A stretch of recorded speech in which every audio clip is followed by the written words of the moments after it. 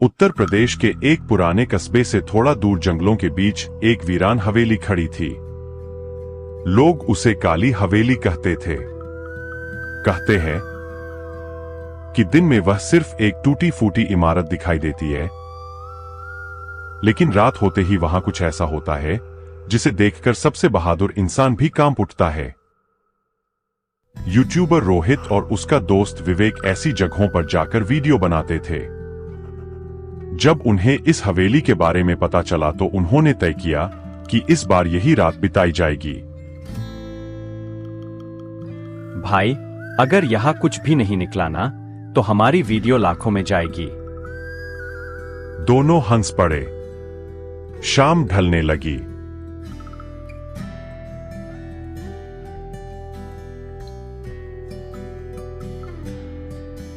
तभी हवेली के बाहर बैठे एक बूढ़े बाबा ने उन्हें रोक लिया। बेटा, अंधेरा होने से पहले यहां से चले जाओ। रोहित मुस्कुराया। बाबा, हम भूत पकड़ने आए हैं। बूढ़े ने गंभीर आवाज में कहा, अगर रात में कोई तुम्हारा नाम लेकर बुलाए तो पीछे मुड़कर मत देखना। यह कहकर वह धीरे धीरे जंगल की तरफ चला गया। दोनों ने उसकी बात को मजाक समझा और कैमरा ऑन कर दिया। कुछ देर तक सब बिल्कुल शांत था। टूटी हुई दीवारें, हवा की सनसनाहट और कभी कभी उल्लुओं की आवाज। विवेक बोला, देखा, लोग बेकार में डरते हैं। तभी ऊपर वाली मंजिल से किसी के दौड़ने की तेज आवाज आई। दोनों एकदम चुप हो गए। रोहित ने टॉर्च ऊपर घुमाई, लेकिन वहां कोई नहीं था। उन्होंने हिम्मत करके सीढ़ियां चढ़नी शुरू की। ऊपर पहुंचकर उन्हें एक लंबा गलियारा दिखाई दिया। अचानक गलियारे के आखिर में एक छोटी लड़की खड़ी दिखाई दी। सफेद फ्रॉक, खुले बाल और हाथ में एक पुरानी गुड़िया। वह बिल्कुल हिल नहीं रही थी। विवेक ने आवाज लगाई, बेटी, तुम यहाँ क्या कर रही हो? लड़की धीरे धीरे मुड़ी, लेकिन उसका चेहरा पूरी तरह अंधेरे में था। फिर वह बिना आवाज किए एक कमरे में चली गई। दोनों उसके पीछे भागे। कमरे में पहुंचे, लेकिन अंदर कोई नहीं था। सिर्फ एक पुरानी लकड़ी की कुर्सी अपने आप धीरे धीरे झूल रही थी। अचानक पूरी हवेली में किसी बच्ची की हंसी गूंज उठी। दोनों डर गए। रोहित ने कैमरा चेक किया। वीडियो में वह लड़की दिखाई ही नहीं दे रही थी।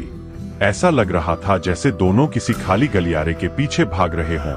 अब दोनों को पहली बार लगा कि कुछ गड़बड़ है।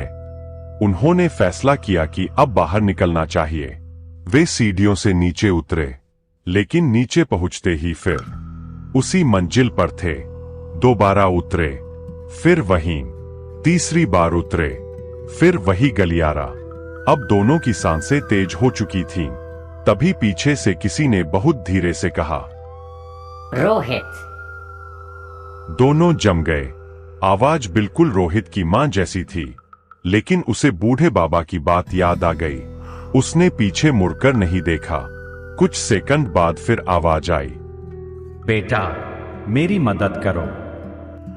इस बार विवेक खुद को रोक नहीं पाया। वह अचानक पीछे मुड़ा। पीछे उसकी मां नहीं, बल्कि एक लंबी काली आकृति खड़ी थी।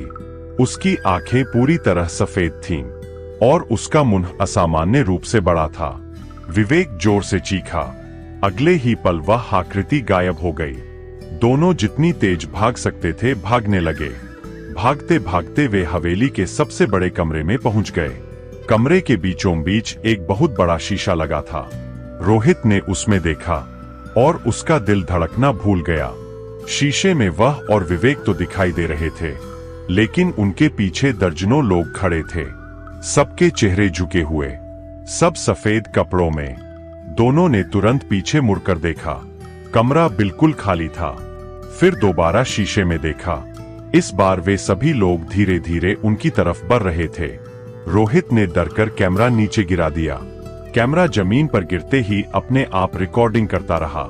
तभी पूरे कमरे में किसी के जोर जोर से हंसने की आवाज गूंजने लगी। दरवाजे अपने आप बंद हो गए। खिड़कियां जोर जोर से हिलने लगीं। और अचानक कमरे का तापमान इतना ठंडा हो गया कि दोनों की सांसों से धुआं निकलने लगा। तभी एक पुरानी घड़ी ने रात के ठीक 12 बजे पहली घंटी, दूसरी, तीसरी, 12वीं घंटी बजते ही पूरा कमरा एकदम शांत हो गया। लेकिन अगले ही पल हवेली के हर कमरे से एक साथ कदमों की आवाज आने लगी, जैसे सैकड़ों लोग उनकी तरफ चल रहे हों। दोनों बिना कुछ सोचे सबसे ऊपर वाली छत पर भाग गए। नीचे झांककर देखा, पूरा आंगन लोगों से भरा हुआ था। सैकड़ों नहीं, हजारों साए, सब बिल्कुल चुप। सबकी नजरें सिर्फ उन्हीं पर थीं, लेकिन कोई भी एक कदम आगे नहीं बढ़ रहा था। पूरी रात दोनों छत पर बैठे रहे। कभी किसी औरत के रोने की आवाज आती, कभी किसी बच्चे की हंसी, कभी कोई उनका नाम लेकर बुलाता, और कभी ऐसा लगता जैसे कोई उनके बिल्कुल पीछे खड़ा हो। लेकिन दोनों ने एक बार भी पीछे मुड़कर देखने की हिम्मत नहीं की। आखिरकार सुबह की पहली किरण हवेली पर पड़ी और उसी पल सारी आवाजें बंद हो गईं। नीचे आंगन बिल्कुल खाली था, जैसे रात में कुछ हुआ ही न हो। दोनों भागते हुए हवेली से बाहर निकले। बाहर वही बूढ़े बाबा खड़े थे। उन्होंने दोनों को देखा, फिर बोले, तुम दोनों बच गए, क्योंकि तुमने आखिरी बार पीछे मुड़कर नहीं देखा। दोनों बिना कुछ बोले वहां से चले गए। घर पहुंचकर उन्होंने कैमरे की रिकॉर्डिंग देखी। ज्यादातर वीडियो बिल्कुल सामान्य थी, लेकिन आखिरी रिकॉर्डिंग देखकर दोनों के होश उड़ गए। वीडियो में दोनों पूरी रात छत पर बैठे हुए थे, लेकिन उनके पीछे एक बहुत लंबी काली आकृति पूरी रात बिना हिले खड़ी रही। सबसे डरावनी बात, वह कैमरे की तरफ लगातार देख रही थी, और रिकॉर्डिंग खत्म होने से ठीक 1 सेकंड पहले उसने धीरे धीरे मुस्कुराया। उस दिन के बाद रोहित और विवेक ने कभी भी उस हवेली का नाम तक नहीं लिया।